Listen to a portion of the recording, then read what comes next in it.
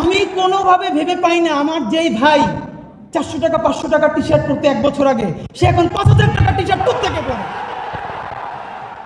একটা Android set ব্যবহার করতে যা ধার করতে হতো, তার হাতে এখন আইফোন কোত্থেকে আসে এটা বলতে হবে। সুতরাং বিএনপি যদি চাঁদাবাজি করে, জামাত যদি করে, তাদের বিরুদ্ধে আমরা বলবো এর মানে এই না এই জুলাইকে যদি কেউ বিক্রি করে দিয়া নতুন বাইক কিনে, আইফোন চালায়, ফ্ল্যাট কিনে, তাহলে আমরা ছাইড়া দেওয়ার মালিকানা দেই না। সুতরাং এই নতুন বাংলাদেশের রাজনীতি হবে শতভাগ সততা এবং ইনসাফের রাজনীতি।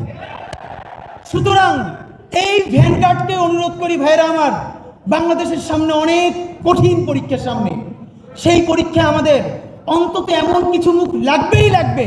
18 কোটি মানুষ চক্ষু বন্ধ করে যেন বলতে পারে দুনিয়া উল্টে যেতে পারে, কিন্তু এই ছেলে কয়টা, এই মেয়ে কয়টা জীবনেও করাপশন করবে না, দেশ অন্য কারো কাছে বিক্রি করে দিবে না।